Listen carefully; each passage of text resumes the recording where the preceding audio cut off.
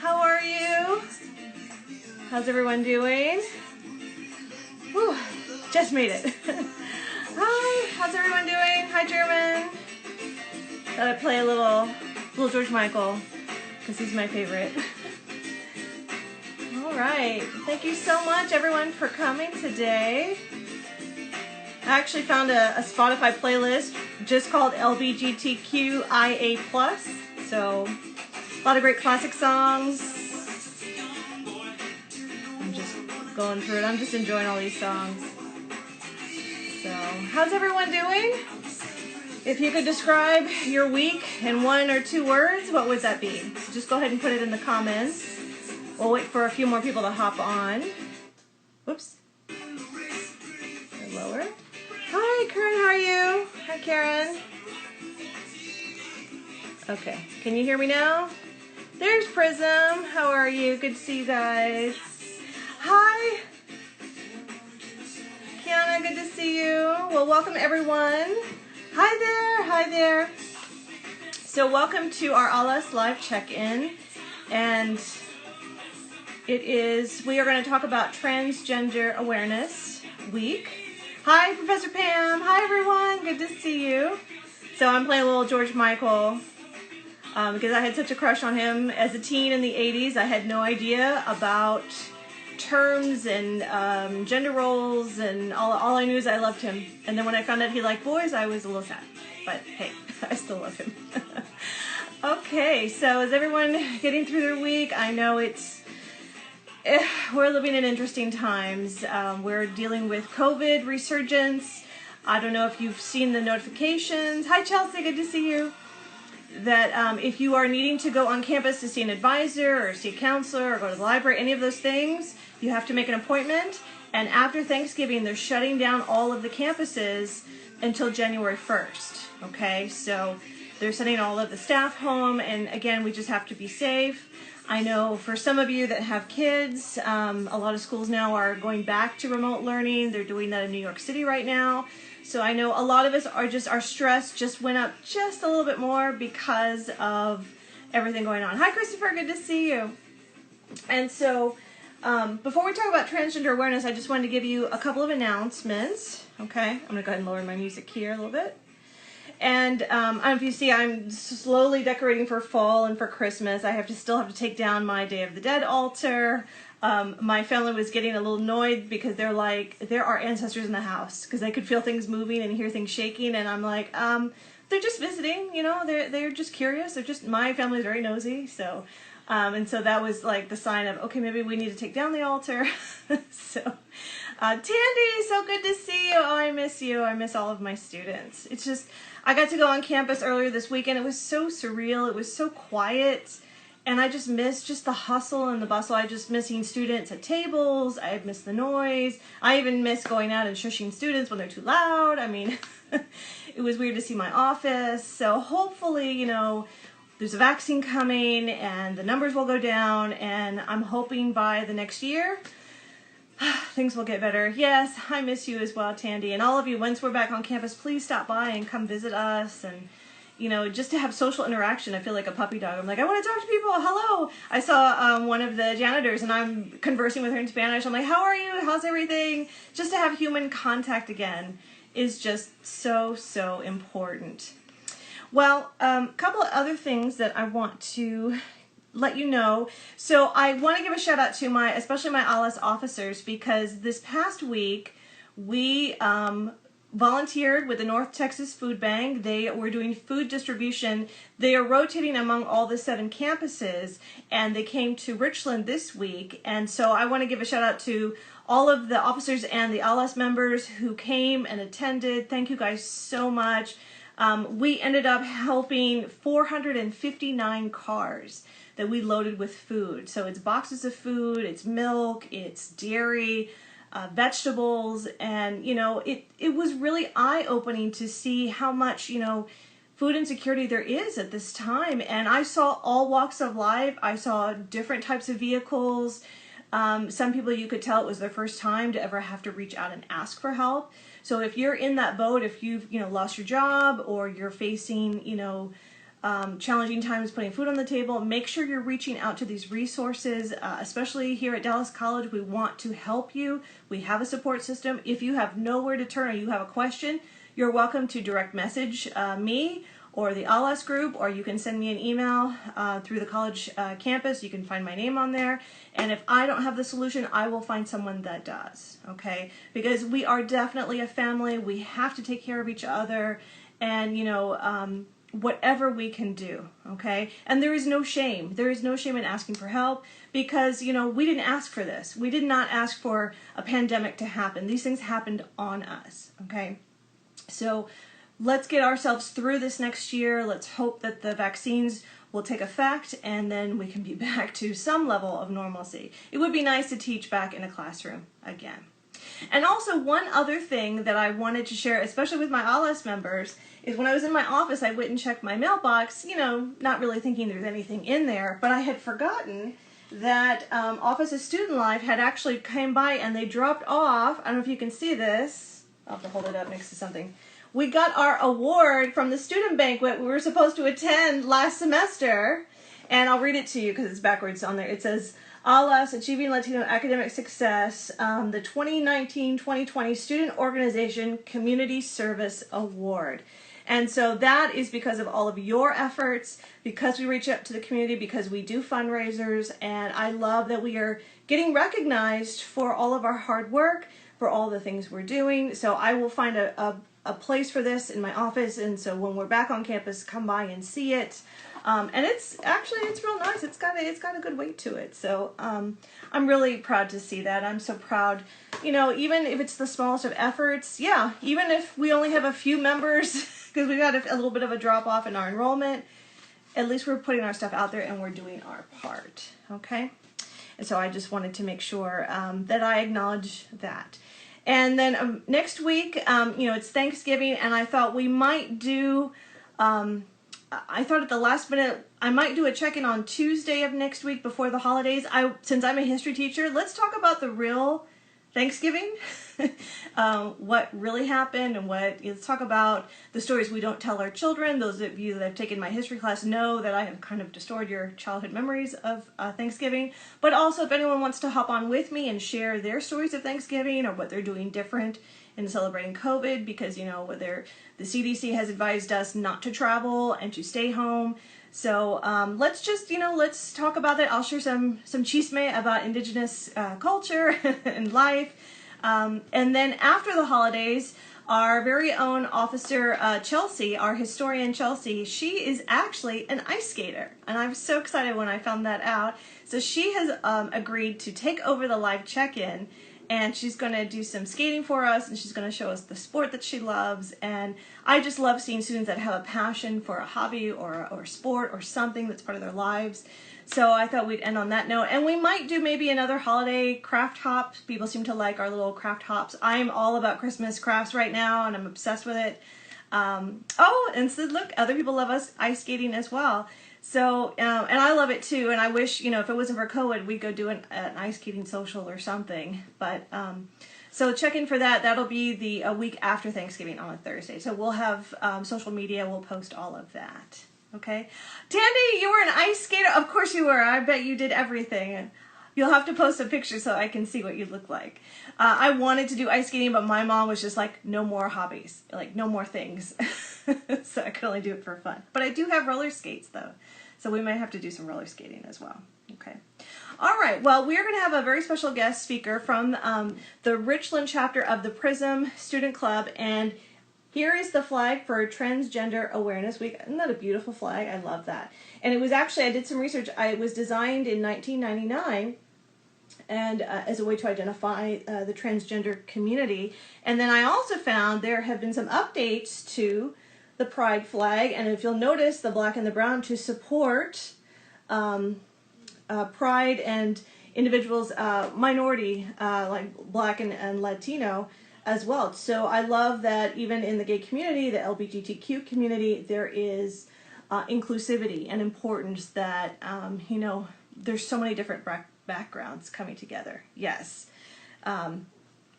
So in just a minute here, we're going to have Nikki, who is the president of the Richland chapter. He's going to hop on. And I'm approaching this as, you know, I identify myself as cisgender.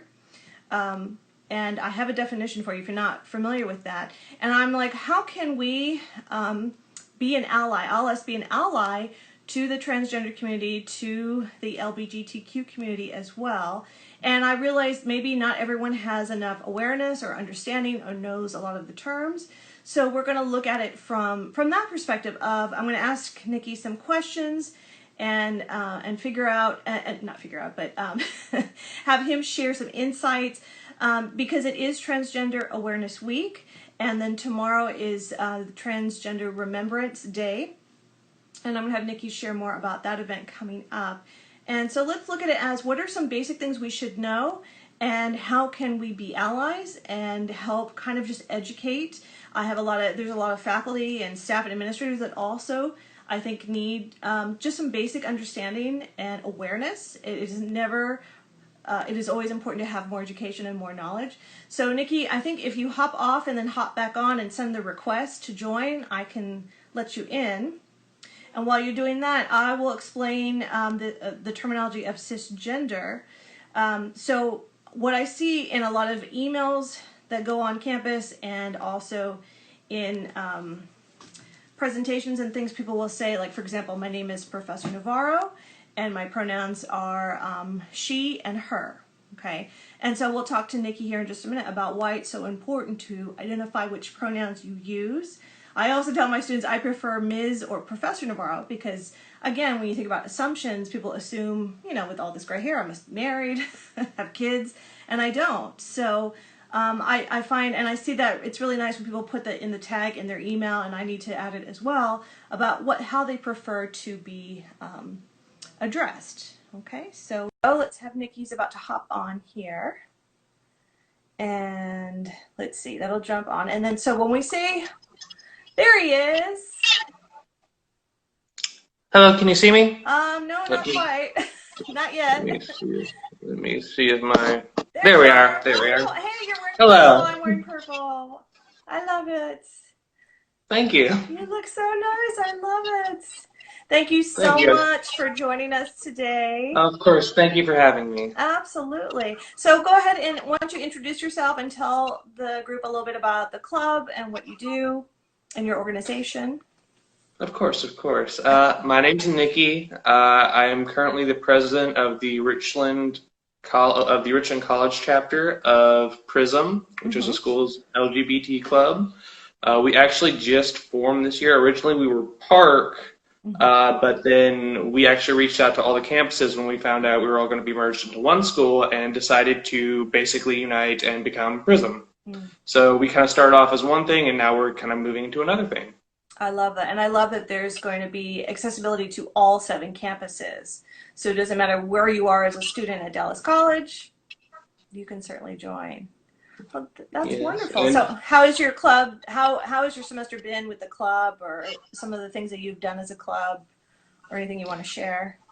Well, with COVID, we have faced some challenges with member attendance, like all the clubs, and like I'm sure ALAS has. But we have adapted. We currently have a Microsoft Teams. That's where we do all meetings. Okay. You can actually find that through eCampus if you just activate your MS Teams account, which most everyone did because I had to do that just to talk to my advisor. So we're actually on there, and you can actually find us pretty easily if you just. I'm pretty sure. If Chris could post a link, but basically that's our main way of getting out to people. One thing we really have been pushing for in the virtual setting is just discussions. We've had a lot of discussions on, we've actually had a couple of intersectionality between being a person of color and being part of the LGBTQ plus community. We do a lot of outreach, not so much now in COVID, but we try our best. Right. We basically just provide a safe space for people to learn and explore. Okay. And we also provide resources for a lot of people. Their first interaction to the LGBT community is through school and college. That's kind of where you're expected to kind of explore. And so we want to be able to be there for them in that time. Absolutely. And I think that's always a great time because when I went to North Texas, it's so eye-opening to see people of different backgrounds, different lifestyles, different, like even just how people dress differently, different fashion, different religions. So I always look at college as that opportunity really to kind of engage and ask questions and find out. So that's really great to hear. That's what you guys, that's what everyone is doing. So I thought what I'd do is I'd ask you just some kind of general questions because I was doing some research and I found a really great video about what cisgender people should know about the trans community. So why don't we start there?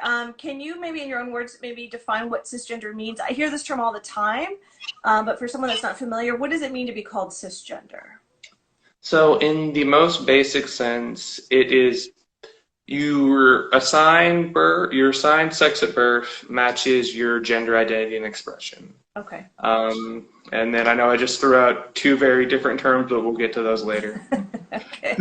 All right. So yeah, so I would definitely say that I identify as cisgender female, right? And then with my pronouns. And then as I mentioned earlier, why are the pronouns so important? Why is it important to tell people like I prefer he, she, and her?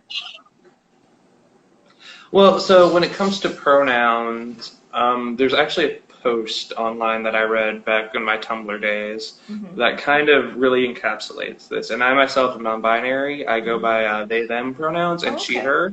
So the way I kind of always viewed it was that it's just very confirming to know that to other people outwardly, you match what the supposed societal standards are of the gender. And being non-binary, you kind of don't have that.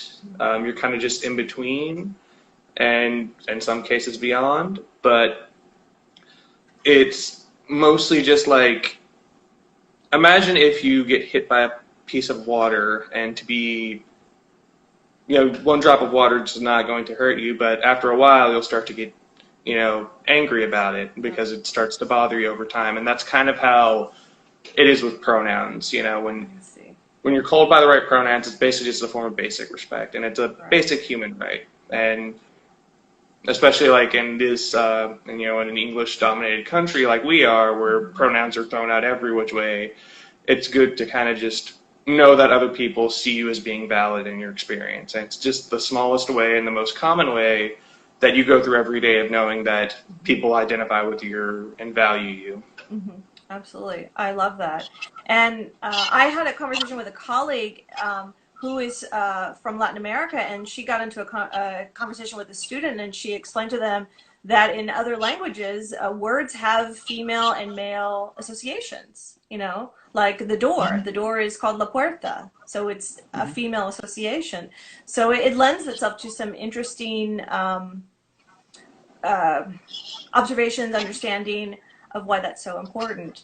Let me ask you this, Nikki. So let's say you've identified that you prefer they and them, but let's say by mistake I call you she or I call you he. How would you handle that situation? Like, should you make a big deal about it, or should I like apologize when I realize I made a mistake? So with that one, it's very contextual. Because I've always said you can tell when someone's doing it with malice and hate in their heart. If like you were just to mistakenly call me he or she, I would just calmly correct him that, oh well, my pronouns are they them. Please just going forward just use that, and it's very calm. And like I said, if some people will get angry because you don't know how many times. The way I would say is you don't know how many times people have been called misgendered that day. It could be that you were just the straw that broke the camel's back, and some people will get angry about that, and some people will even be angry when you correct them. And in moments like that, I just say you can choose how you respond to the react. You can choose how to react. Right. You can't choose how people treat you, but you can choose how you react to their behavior. Absolutely. And I had a thought and it just went away. No worries. I've become mindful of some of the things that I say just and not even thinking about it. Like when I speak to someone or I'm talking to a group, I'll say, hey guys, how's it going? And in me, I'm not thinking about hey guys as male associated, I'm just like, hey, to everyone in general, you know. Mhm. But you're right, you never know. Yeah, it depends on the context and the situation. Mhm. But yeah, I think you could probably tell if someone is really just wanting to just dig in there and just. I notice it, you know, when if they mispronounce your name or they do, you know, they're just not wanting to acknowledge. Mhm. Yeah, it can be a challenge. Okay, so one of the questions that I saw, this notion of transgender, I saw this on the internet that people actually ask if this is a new construct. Is this something that's brand Mhm. new? Which is it? Some people mention, oh, it's just a phase. It's just this or just that, and I'm like, really? That's um, how do you handle something like that when they say, you know, when they say is transgender a new thing, or how would you approach that? Well, so historically, being trans is nothing new. Mm-hmm. Many cultures, even back to the Native Americans, have the concept of a two-spirit, Mm-hmm. and they actually revered them. So these were people that they believed were born both male, female, and beyond, and they had the spirits of all of them in them, and they revered them as a very holy people. So if they were all the way back then we don't know when this concept came into them. Mm-hmm. Many anthropologists still are researching it. Yes. So, the concept of gender and transgenderism is a very old concept. Mm-hmm. And the ideas of gender are actually, the idea of gender conformity is actually much newer than the idea of being trans. Absolutely. Many cultures, even the Middle East, out to Asia, Mm-hmm. and parts of Europe also have this concept. And Mm-hmm. many languages don't even have gendered pronouns. So that kind of shows you how the concept of being trans is still very historically part of our people. Yes, absolutely. And, you know, I even just in my history class, I'll show people like in Europe in the 17th century, you know, men wore wigs, they wore lipstick, they wore rouge, they wore stockings, they Mhm. wore high heels. And then it just seemed to get pushed into and relegated into a female sphere. But I'm Yes. with you. I think it's always been there. It's always existed in some way, shape, or form. Um, it's just, you know, it's interesting how people think like, oh, because we see it so often maybe in pop culture or everything, that it must be this brand new thing, and it isn't. It has been around. And I always think about like when I teach in modern history, so many groups have had to hide their identity and have had to for Mhm. safety reasons. When you look at Stonewall, when you look at before civil rights movement, the trans community has always been there. Mhm. Absolutely. Yes. Okay. So, are you familiar with some of the key activists that are part of the transgender, like the modern movement, people that we should know in terms of our LGBTQ history? Yes, specifically Marsha P. Johnson and then Sylvia Rose, who, um, especially because they were there, they were the first people to actually help not only start the trans rights movement, but the overall LGBT rights movement. Mm-hmm. And they were very much on the front lines, and um, they were there, they were doing everything. And then you even have Sylvia Rose, who, started STARS. She was a co-founder of STARS, which was Street Transvestites Action Revolutionaries. So you had all the way back then a group forming 1960s, right after Stonewall, basically already starting to pick up the fight and start to help people out. Absolutely. And they both, I know they both did a lot, especially helping with trans kids that were, you know, kicked out of their homes, that were living on the streets, really helping them to find a family and to connect. I don't know Mhm. if the Alice students are aware of, but Marsha P. Johnson, you know, was found floating in the Hudson River. And at first, the authorities had ruled it a suicide. Mhm. But I did see there's a really good documentary about her on Netflix, and you know, they're trying to reopen her case, and clearly this is a hate crime and violence, and she was constantly fighting people that were very open in their hatred towards her. But I love that at least now finally she's getting the recognition for her efforts, and also Sylvia Rivera, who is also of Puerto Rican and Venezuelan descent, that they Mhm. both were just out there leading the charge and, you know, leading pride parades and, you know, not afraid to stand up Mhm. And I'm always, I have such an admiration for people who are the first, who are the pioneers, who are willing to break those barriers. And unfortunately, it does lead to so much violence. So we have to make sure we're honoring those heroes. I see in the comments, yes, the life and death of Marsha P. Johnson. So yeah, if Yes. you have not seen it, to my group members, definitely worth looking at. And just to add to Marsha P. Johnson, actually, I don't know if anybody knows this, but there's actually a mural dedicated to her in downtown Dallas in the LGBTQ Is neighborhood. there? Well, I guess I have not been down lately. Where is that at? That is in the Cedar Springs Oaklawn area. Okay, okay. Well, how did I miss? I'll have to go look for it. I haven't been. Yeah, it's really beautiful and really well done. Okay, I'm glad you told me. Okay. Well, with COVID, I haven't been anywhere lately, so I don't know how long it's been up there. It's so rare that I get to go downtown anymore, but I will definitely Mhm. go check that out, and that's wonderful that we are Mhm. honoring her. Okay, so my next question, and I saw this on the internet as well, is are all trans people the same?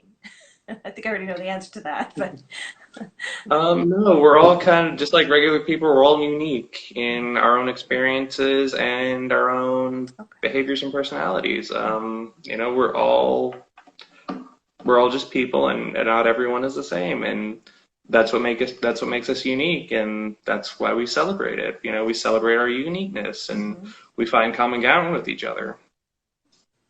And so my understanding is that some trans people do identify as binary, and then others identify as non-binary. Can you kind of extrapolate or explain what that means to be binary, non-binary, for those that are not So familiar?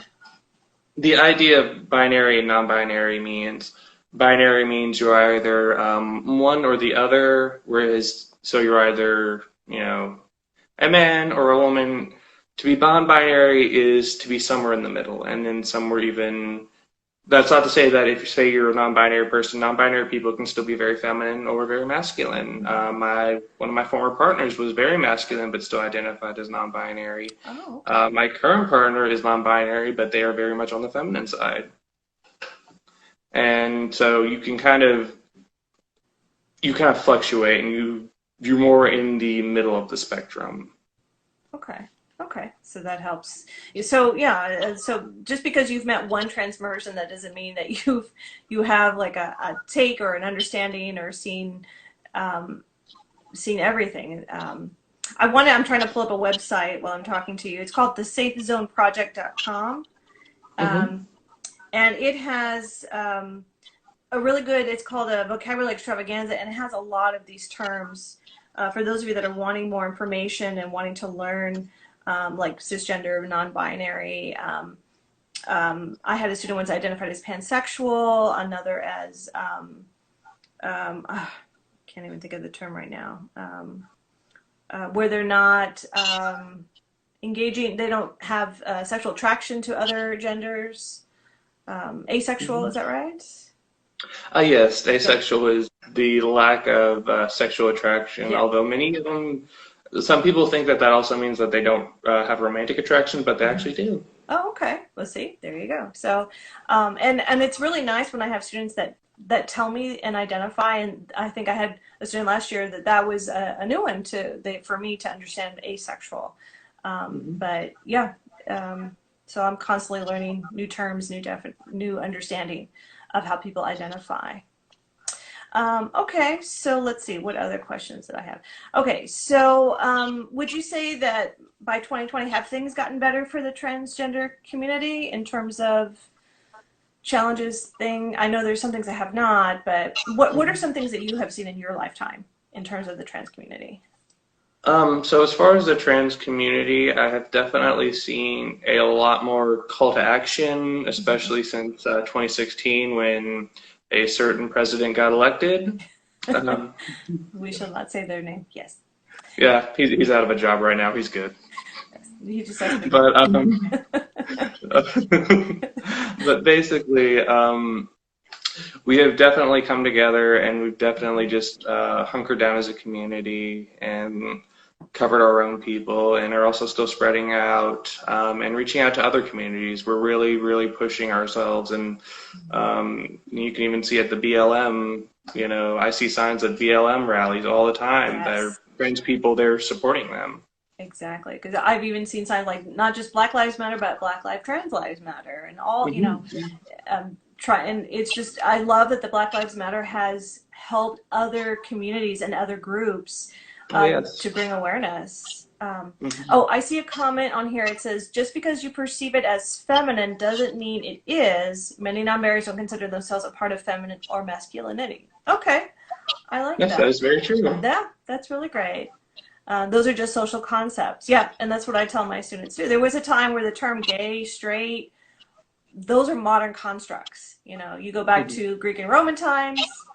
Yeah, they didn't have. They really didn't label things back then They, like that. yeah, and for me as a child in the '80s, I didn't know. I loved Boy George. I didn't know what cross dressing or gender bending or. I just know I love the music, and my father, who was very much a boomer, was just like, "What are you listening to?" What he didn't understand, but I Hmm. didn't understand his confusion.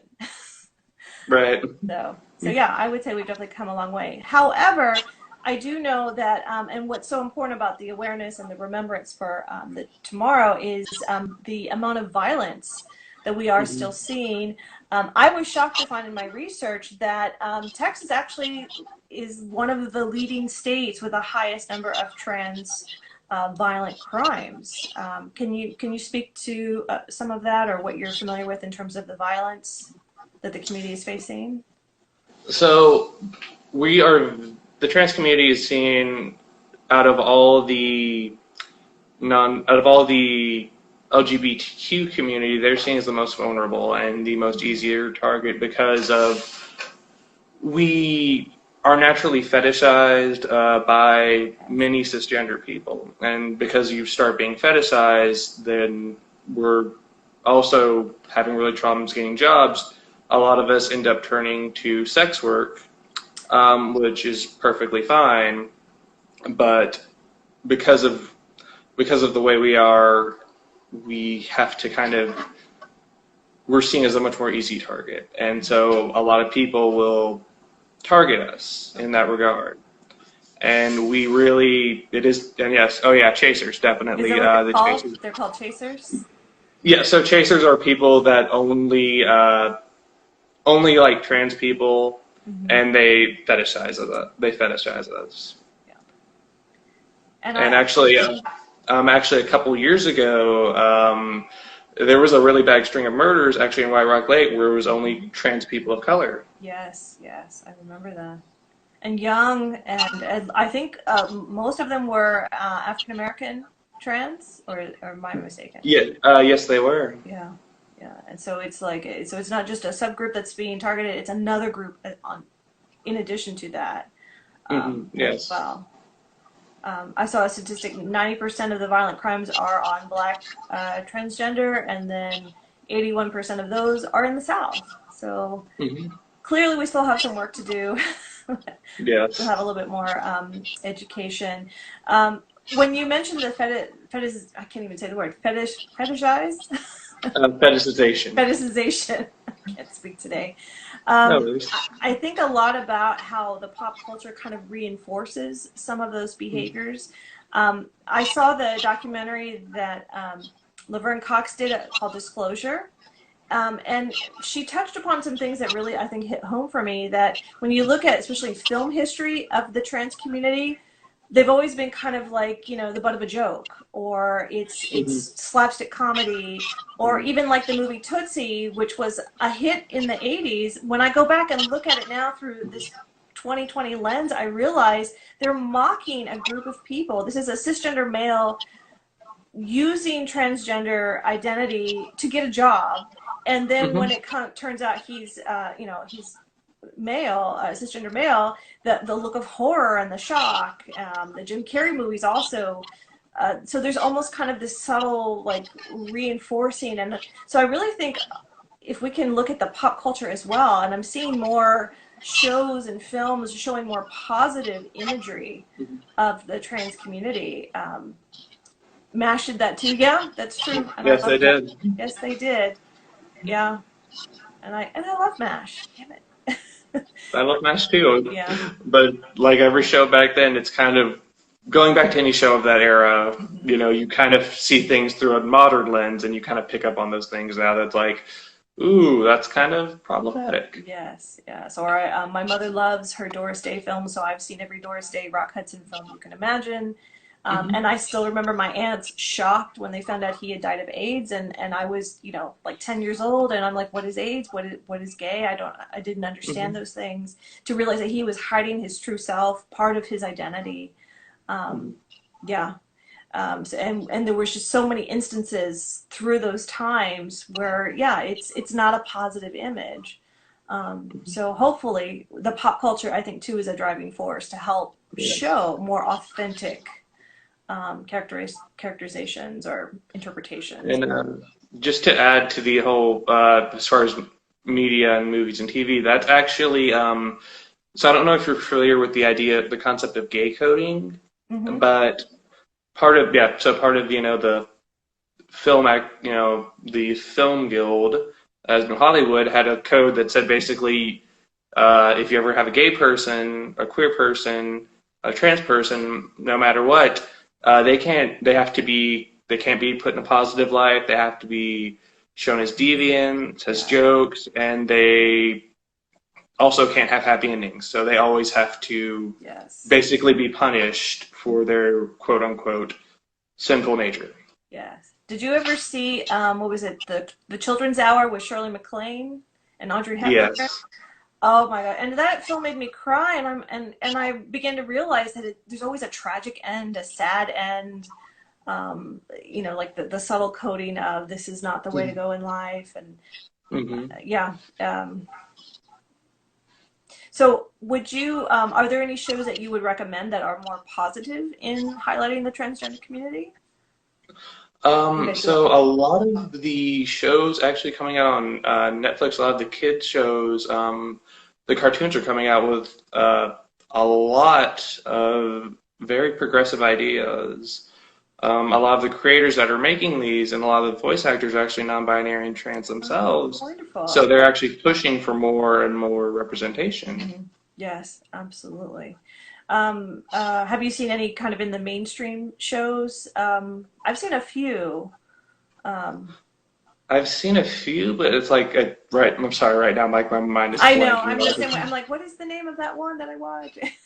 But yeah, but we are starting to see. But there is still, like, for example, when the Dallas Buyers Club came out, Oh, yes. and great and representation, but it's also a cisgender male playing that role, and it's like, you know, shouldn't we Yes, have? and even I don't know if you've ever seen The Danish Girl. Yes, yes, and Yes, same thing. And I thought that film was beautifully done, but yeah, it's also cisgender it's also male. a cisgender male playing the role, Absolutely.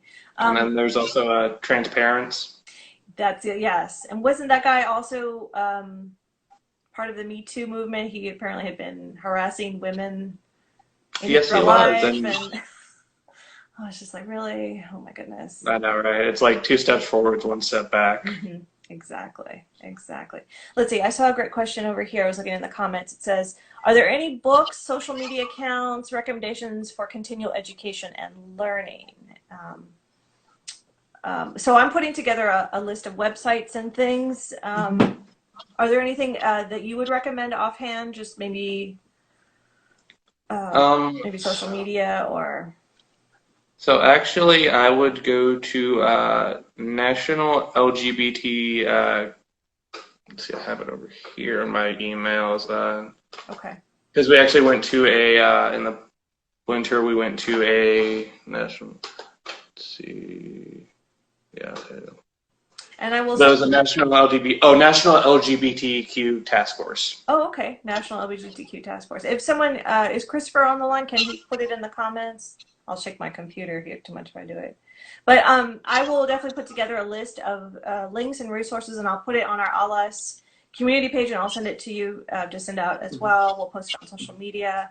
Um, there's a lot of good organizations that I've seen There's even transequality.org Oh, yes. that I And saw. HRC actually puts a lot of really good resources out Yes, they too. do. That's where I got my trans violence data from them. Hmm. Absolutely. Glad.org, of course. I saw another one, outhistory.org, Hmm. because we do need to know our history. And then Christopher sent me one, mypronouns.org. Um, and I that one haven't was actually. really the most helpful for me in understanding, when it's important to use it, or if you make a Mhm. mistake, or if you have a question about it. Absolutely. Okay. All right. Well, so this last part, Hmm. because we do have faculty and staff and administrators that also need to a little bit more awareness, I'm just wondering, what is your advice on how can we, as the professors, as the administrators, as the staff, how can we be an ally to the trans community, to the trans students? Is there anything that you would like to see from Dallas College, or like to hear from us specifically? Right now, the only real thing that I'm seeing just lacking as far as just trans awareness is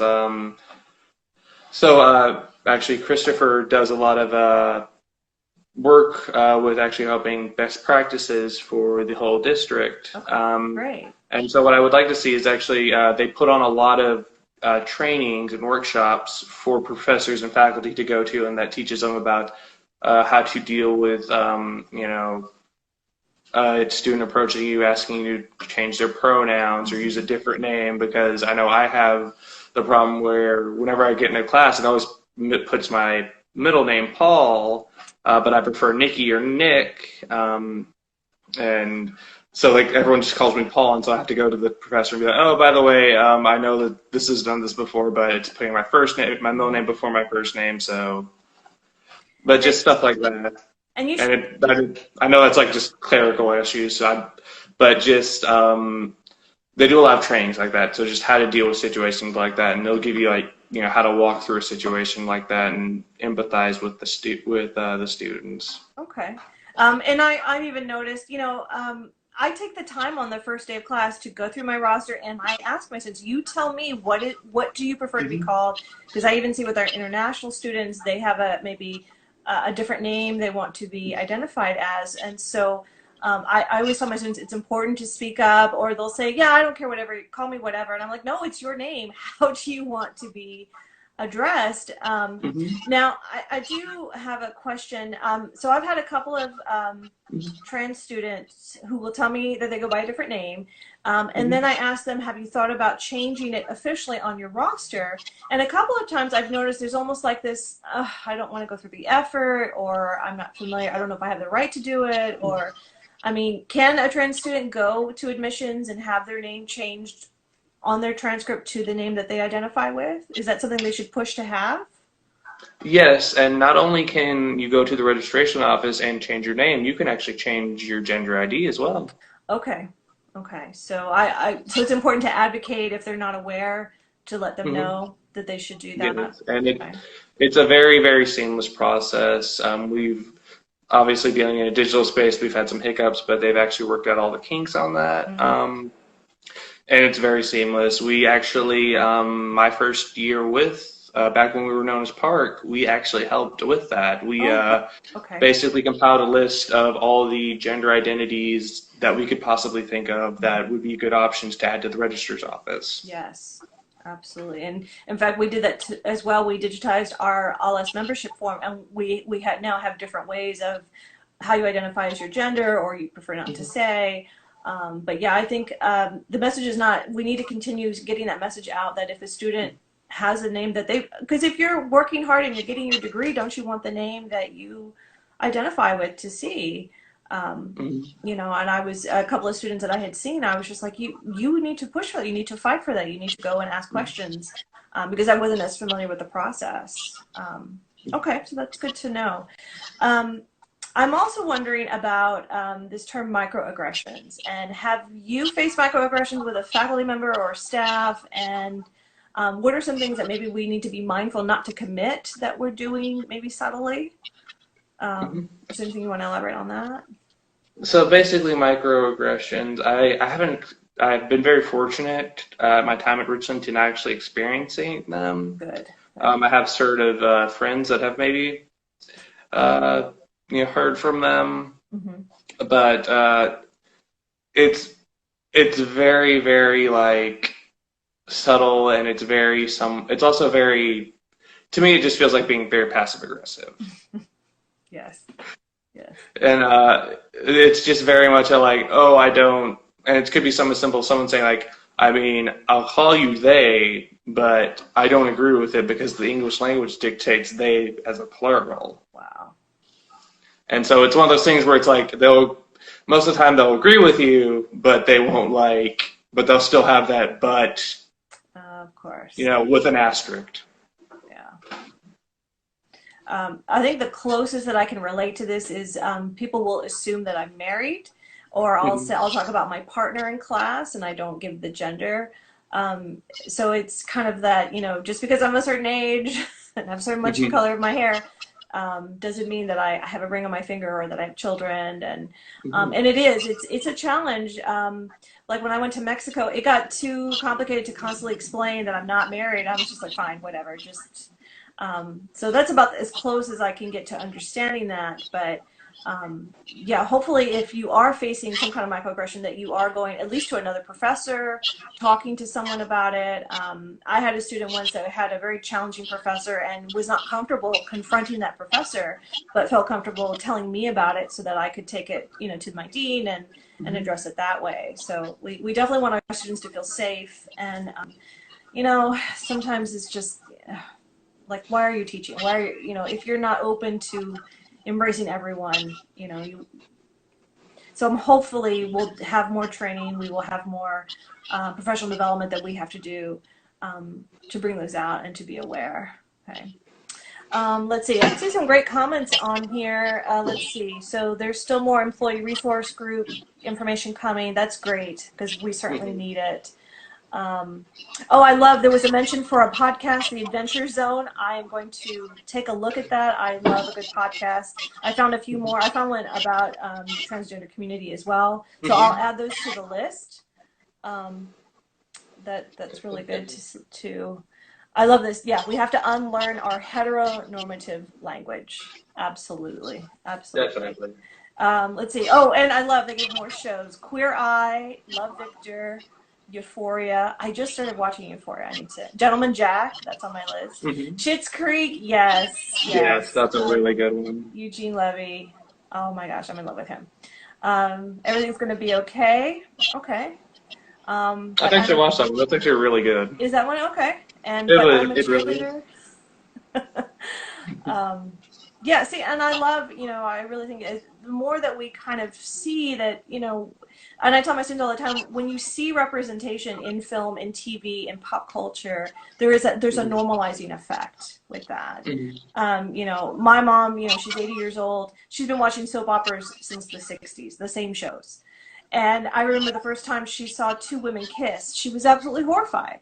But Mhm. after a while, she's like, oh, yeah, there's another wedding, there's this and that. And she looks forward to it, and we talk about it. And it's like, it was an adjustment, but after a while, you see it, it's so much part of our everyday. It's like once we break that barrier, once we, acknowledge that there are other groups and other ways of living life, Mhm. absolutely. Uh, Oh, you know, oh yeah, I think that's Grey's I Anatomy. yeah. Got a shout I think out. someone actually just posted a Teams link in the Yes. chat. Yes. Okay, great. So, and we'll send those out as well. The Prism team link. Okay, great.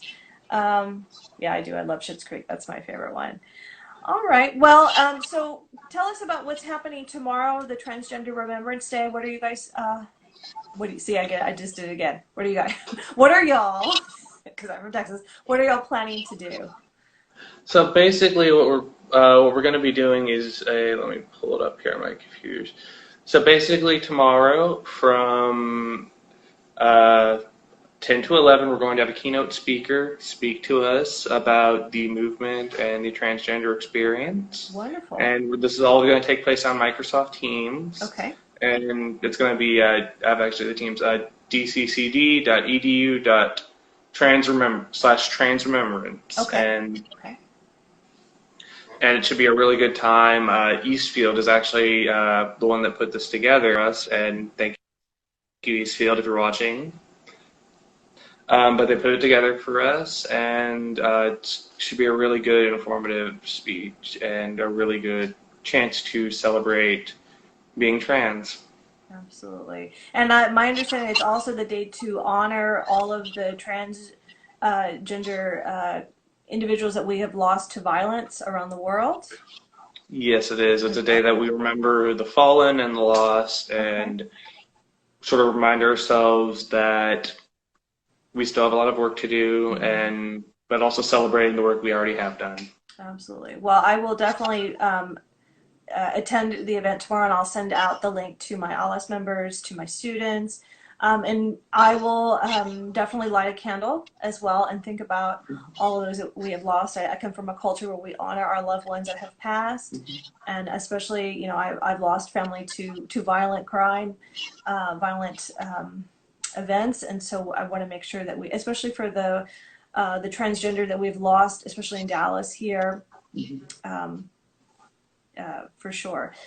So sending you the link. Yes, I'll post the link, and we'll post it on our social media so that you have it for tomorrow's event. And, you know, Nikki, thank you so much for being on thank here. You so much. And for thank you so much for having me, Professor. Absolutely. My pleasure. And, you know, just we have to keep doing the work together to keep, you know, having these discussions, especially helping our older faculty be aware that we don't live in a heteronormative, I love that term, heteronormative world anymore. Professor Pam, she's the smartest person I know, so she teaches me so much as well. And the one thing I have learned in doing some of this research about the trans community is that, you know, I have always had an admiration for anyone who is trans, because it takes, what I see it as you're trying to be your most authentic self. You're trying to be who you are most comfortable with. And there's no having to hide that or be afraid of it. And so I just want to say, you know, I'm just so appreciative of your bravery, and that we support you. And, you know, as a cisgender professor, we want to be an ally to you. We certainly have more in our LS club. We have more Latinx members that are questioning, that are maybe still in the closet or are wanting to transition. I don't know, but we want to, for both groups, that you have a safe place to come to be supportive. Absolutely, I'm always here to support. The closest I can get to understanding is that, you know, I was also raised as, I was always the odd person out, you know, I was always excluded from community because I grew up in an all-white suburb, and that's about as close as I can empathize.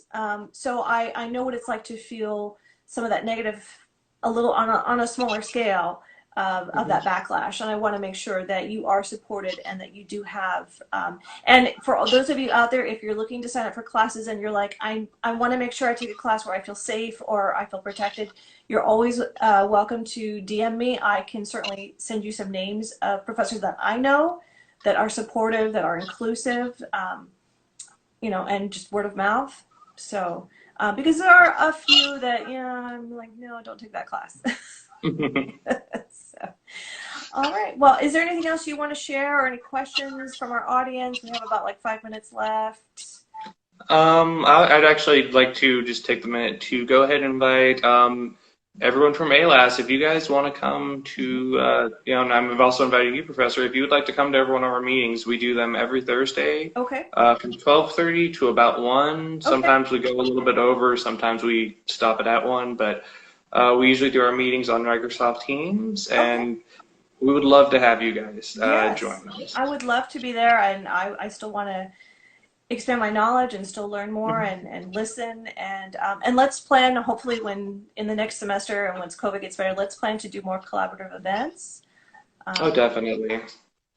All right. And then if you want to, how much time do we still have? I think we have maybe like 5 minutes, so we still have, it'll give me a countdown when I have 2 minutes left.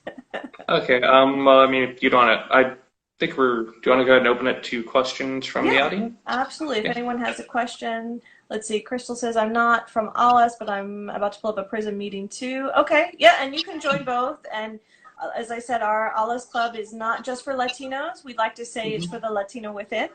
Definitely. Yes. And as I like to say, after a shot of tequila, there is one in there, but Always, always. always. So everyone is welcome. And especially in the Latino and the Afro-Latino community, gender identity is still, and especially if you have a family that is not as accepting or not as understanding, we need support, we need allyship. Yes, and if you are an ally and you are watching this, and you are, cisgendered, please still come with us, still come hang out with us. We would love to have you, and we would love to teach you and show you our world and our experiences. Absolutely. Let's see, I see a great question. It says, Nikki, how was your coming out experience like? How did you find your community? Oh, that's a great question.